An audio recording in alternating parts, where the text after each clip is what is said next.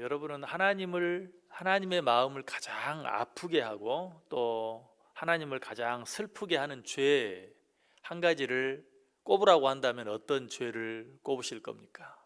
하나님의 마음을 가장 아프게 하는 것, 그리고 하나님을 가장 슬프게 하는 것, 그런 죄가 어떤 죄일까? 오늘 본문에 그 답이 들어있는데요, 13절 다시 보시면 여호와가 이르노라 너희가 완악한 말로 나를 대적하고도 이르기를 우리가 무슨 말로 주를 대적하였나이까 하는도다. 완악한 말로 나를 대적한다. 하나님을 가장 슬프게 하고 또 하나님을 가장 괴롭게 하는 것은 우리의 말이.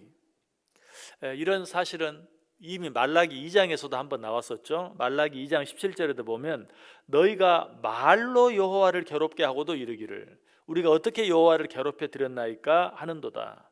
이는 너희가 말하기를 모든 악을 행하는 자는 여호와의 눈에 좋게 보이며 그에게 기쁨이 된다 하며 또 말하기를 정의의 하나님이 어디 계시냐 함이니라. 이처럼 하나님의 마음을 가장 아프게 하고 괴롭게 하는 이스라엘 백성들의 죄 한 가지를 오늘 본문이 언급하고 있는데 그것은 너희의 완악한 말이다 라고 말하고 있어요. 구체적으로 그들이 어떤 말을 했습니까? 자, 오늘 14절과 15절 보시면 이는 너희가 말하기를 하나님을 섬기는 것이 헛되니 만군의 여호와 앞에서 그 명령을 지키며 슬프게 행하는 것이 무엇이 유익하리요? 지금 우리는 교만한 자가 복되다 하며 악을 행하는 자가 번성하며 하나님을 시험하는 자가 화를 면한다 하노라. 무슨 말인 것 같아요? 하나님 잘 믿어도 소용없어.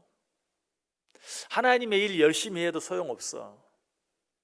오히려 하나님 앞에서 교만히 행하고 하나님을 시험하는 자들이 더 복이 많아. 무슨 말입니까? 하나님 잘 믿어도 나는 어려움 당하고 하나님 잘 믿지도 않고 그 앞에서 교만하게 행하는 자들, 오히려 하나님 있으면 한번 나와봐 라고 외치면서 하나님을 시험하는 자들, 그런 자들이 더 잘 되더라. 이런 말이 하나님의 마음을 아프게 한다, 하나님을 괴롭게 한다라고 말하고 있어요. 방금 읽었던 말라기 2장에서도 똑같은 이야기, 말라기 2장 17절 후반절 보면 이는 너희가 말하기를 모든 악을 행하는 자는 여호와의 눈에 좋게 보이며 그에게 기쁨이 된다 하며 또 말하기를 정의의 하나님이 어디 계시냐. 악을 행하는 자들이 하나님께 기쁨이 된다. 왜 그런 말을 했겠어요? 악을 행하는 자들이 잘 되는 것 같거든요.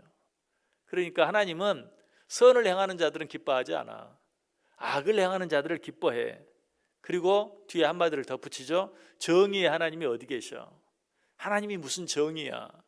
정의의 하나님이 살아계시다면 어떻게 이런 일이 있을 수 있어? 라고 말하는 것이, 이런 말들이 하나님께 아픔이 되고 하나님을 괴롭게 하는 것이다 라고 말하고 있어요. 우리는 우리의 어떤 행위가 잘못되었을 때는 내가 하나님의 마음을 아프게 했구나 하는 걸 알아요. 내가 무슨 잘못된 행동, 잘못된 어떤 일을 행했을 때는 이 일로 인해 하나님이 마음 아파하시겠구나 라고 압니다. 그러면서도 내 말에 대해서는 별로 신경을 쓰지 않아요. 무감각해요. 내 손발로 어떤 잘못한 일을 행한 것에 대해서는 금방 회개해요. 하나님 잘못했습니다. 근데 말로 한마디 한 것 가지고는 뭐 그까짓 것, 뭐 회개까지 할 거 뭐 있어. 그리고 우리는 말하고 나서는 뭐라고 말하기를 좋아하죠? 말이 그렇다는 거야. 말 한마디 한 걸 가지고 뭘 그래. 또 말도 못해. 사람을 향해서도 그렇고 하나님을 향해서도 그렇고 말로 한 죄에 대해서는 그렇게 크게 잘못했다고 생각하지 않아요. 그러나 우리는 말 한마디 잘못한 것, 오늘 본문이 뭐라고 말해요? 너희가 말로 나를 괴롭게 했다. 너희가 말로 나를 대적했다. 우리의 말을 굉장히 크게 생각하시는 그런 하나님의 모습을 보죠. 이것은 여러분들이 다른 사람의 말로 말미암아 내가 얼마나 큰 상처를 받는가 하는 것을 생각해 보면 금방 알 수 있어요. 말은 단순히 말이 아니라 잠언 12장 18절에 보면 칼로 찌름같이 함부로 말하는 자. 말은 어떤 것이에요? 칼로 사람을 찌르는 것과 같다. 하나님께도 마찬가지. 어떻게 보면 하나님께도 우리의 어떤 잘못된 행동보다도 우리의 말이 하나님을 더 아프게 한다. 하나님을 더 괴롭게 한다. 우리의 잘못된 행동보다도 하나님은 우리의 말 때문에 더 아파하시고 더 괴로워하신다라는 사실이, 이런 하나님의 마음이 잠언 6장 16절 17절에 잘 나와 있어요. 거기에 보면 어떤 말씀이 나오냐면 하나님이 가장 싫어하는 것 67가지가 나와 있어요. 그 첫 번째가 무엇이죠? 여호와께서 미워하시는 것 곧 그의 마음에 싫어하는 것이 67가지니, 첫 번째 곧 교만한 눈, 두 번째 거짓된 혀, 세 번째 무죄한 자의 피를 흘리는 손. 하나님이 첫 번째로 싫어하는 게 뭐예요? 교만한 눈. 다시 말하면 하나님이 어디 계시냐? 이거 교만이. 하나님 있으면 한번 나와보시라 그래. 이거 교만이. 두 번째 뭡니까? 거짓된 혀. 그런데 놀라운 것은 그 다음으로 하나님이 미워하시는 것이 무엇인가? 무죄한 자의 피를 흘리는 손. 여러분 비교해 보세요. 여러분은 뭘 가장 싫어합니까? 세상은 어떤 죄를 가장 크게 취급합니까? 말로 잘못한 것, 이건 세상에서는 그냥 조금 더 별것 아닌 걸로, 법정에 말로 실수한 것이 있다면 아마 별로 큰 죄가 아닌 걸로 다룰 거예요. 그러나 내가 손으로 누구를 때렸다든지 내가 칼로 누구를 찔렀다면 그것은 훨씬 더 큰 죄로 다룰 것이.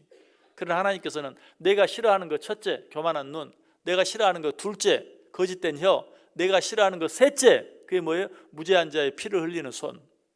어떤 사람, 죄 없는 사람을 칼로 찌른 것보다 거짓된 혀를 더 싫어한다, 더 미워한다라고 말하고 있는 것이. 그러므로 우리는 하나님 앞에서 우리의 말하는 것을 얼마나 조심해야 하는가. 행동으로 죄를 지은 것보다도 말로 죄를 지은 것을 더 크게 생각할 수 있어야 돼요. 그럼 이렇게 한번 물어볼 수도 있겠죠. 뭐 그러면 말만 조심하면 되겠네요. 행동은 적당히 하더라도 말만 조심하면 되겠네요. 어떻게 보면 그 말도 맞는 말이. 왠 줄 아세요? 정말 말을 조심하는 사람은 행동은 저절로 조심하게 돼 있어요. 행동은 함부로 하면서 말은 조심한다? 사실 이거는 말이 안 되는 거예요. 내가 정말 말을 조심하면 행동은 저절로 조심하게 돼 있어요. 행동만 조심하는 사람은 말에 실수할 수 있어요. 그러나 말을 정말로 조심하는 사람은 행동도 따라가게 되어 있다. 다른 말로 하면 말이 바뀌면 행동도 바뀌어요. 말을 점잖게 하면 행동도 점잖게 되는 거예요. 말을 함부로 하면 행동도 함부로 하게 돼 있어요. 여러분 가만 생각해 보세요. 어떤 사람이 말하는 것과 행동하는 것, 심지어는 어떤 사람이 말하는 것과 걸음걸이까지도 똑같아요. 이처럼 말은 중요하다. 잠언 10장 19절에 그래서 이렇게 말해요. 그 입술을 제어하는 자는 지혜가 있느니라. 행동에 대해서 말하는 게 아니죠. 그 입술을 제어하는 자는 지혜가 있느니라. 잠언 13장 3절도 입을 지키는 자는 자기의 생명을 보존한다. 다윗은 이 사실을 누구보다 잘 알고 있었어요. 그래서 그는 하나님 앞에 어떻게 기도합니까? 시편 141편 3절에 여호와여 내 입에 파수꾼을 세우시고 내 입술의 문을 지키소서. 여러분 이 아침에 이 기도가 저와 여러분의 기도가 되기를 원합니다. 우리가 오늘 하나님 앞에 기도하러 나와서 많은 기도를 할 것이, 그러나 그 어떤 기도보다도 맨 먼저 가장 중요하게 또 빼지 말고 해야 될 기도가 어떤 기도일까? 다윗이 했던 이 기도. 여호와여 내 입에 파수꾼을 세우시고 내 입술에 문을 지키소서. 이렇게 기도할 뿐만 아니라 오늘 하루 살아가면서 내가 가장 조심해야 될 첫 번째 일, 내 입, 내 혀, 내 입술이다. 왜? 그것을 지키면 내가 오늘 하루 우리 하는 모든 행동들까지도 다 지킬 수 있기 때문에 그래요. 여러분 뉴스를 가만 들어보세요.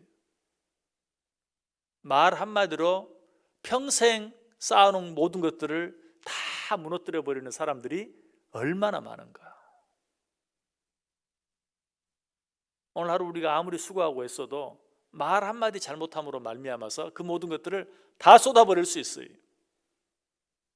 그러나 내 입과 내 혀와 내 입술을 조심하면 설령 다른 부분에 좀 실수가 있다 할지라도 다 덮어질 수 있어요. 오늘 이 시간 하나님 앞에 다른 무엇보다도 내 입에 파수꾼을 세워주시도록, 내 입술의 문을 지켜주시도록 하나님 앞에 기도함으로 말미암아 하나님께서 우리의 모든 삶 가운데 함께 하시고, 그로 인하여 하나님의 마음을 괴롭게 하고 아프게 하는 자, 그런 삶을 살아드리는 것이 아니라 하나님을 진정으로 기쁘시게 하는 복된 하루의 삶 되실 수 있기를 주님의 이름으로 간절히 축원합니다.